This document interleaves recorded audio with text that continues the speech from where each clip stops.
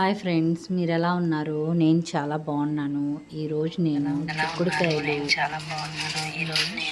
చిక్కుడుకాయ పచ్చడి పడుతున్నాను.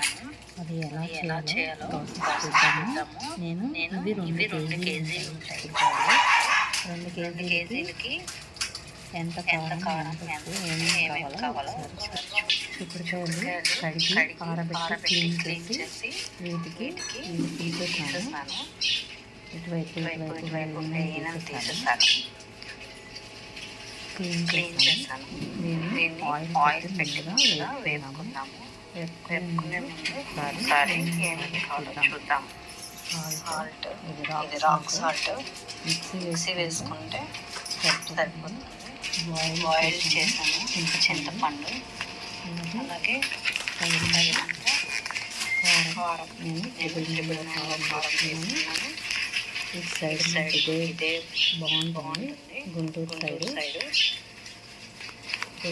కారం, అలాగే తగినంత ఆవు పిండి తీసుకున్నాం. ప్రాసెస్ చూద్దాము. బాండి పెట్టి ఆయిల్ వేసి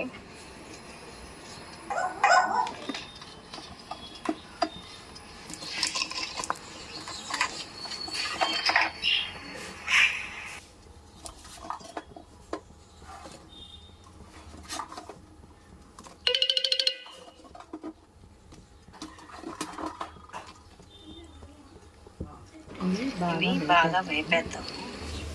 ఇవి బాగా వేపిన తర్వాత చింతపండు గ్రేవీ ఉడకబెట్టిన దాంట్లో నుంచి కుక్కంత వచ్చేలాగా ఒక గ్రేవీని తీసుకుందాము. ఆ గ్రేవీని తీసుకుందాము. చింతపండుని అలా జల్లెల్లో వేసి గుజ్జు ఉడకబెట్టి ఉంచిన దాన్ని గుజ్జు తీద్దాము. ఆ తర్వాత ఈ బాగా వేపుకున్న చిక్కుడుకాయల్లో మనము ముందుగా రెడీ చేసి పెట్టుకొని చున్నులపాయలు, కారము, అలాగే తగినంత ఉప్పు, చింతపండు గ్రేవీ, అలాగే పసుపు, అలాగే మెంతిపిండి, ఆవుపిండి, అలాగే ఆయిల్లో ఫ్రై చేసిన కదా, ఆ ఆయిలే దీంట్లో వేస్తాం. ముందుగా మెంతిపిండి వేద్దాము. 2 స్పూన్లు పడుతుంది మెంతిపిండి. అలాగే ఆవు పిండి కూడా 4 స్పూన్లు పడుతుంది. అంటే గ్రేవీ మీకు ఎలా కావాలంటే అలా గ్రేవీని బట్టి మీరు రెడీ చేసుకోవచ్చు.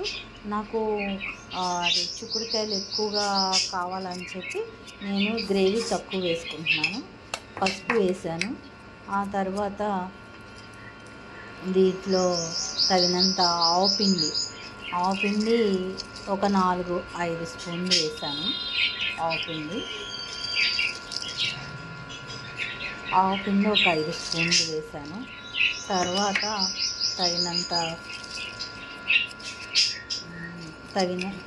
దీనిలో తగినంత ఉల్లిపాయలు, అలాగే కారం 1 గ్లాసున్నర, 2 గ్లాసులు కారం పట్టింది.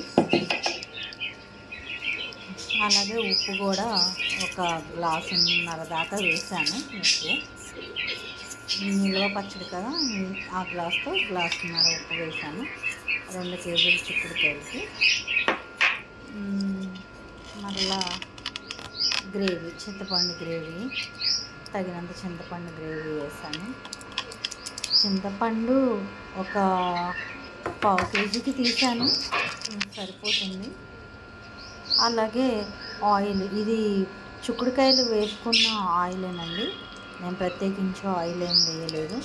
ఆ చిక్కుడుకాయలు వేపిన ఆయిల్. ఇదంతా కలిపేసుకుంటే చిక్కుడుకాయ నిల్వ పచ్చడి రెడీ అవుతుంది. మీరు కూడా ఒకసారి ట్రై చేయండి, చాలా బాగుంటుంది, చాలా టేస్ట్గా ఉంటుంది.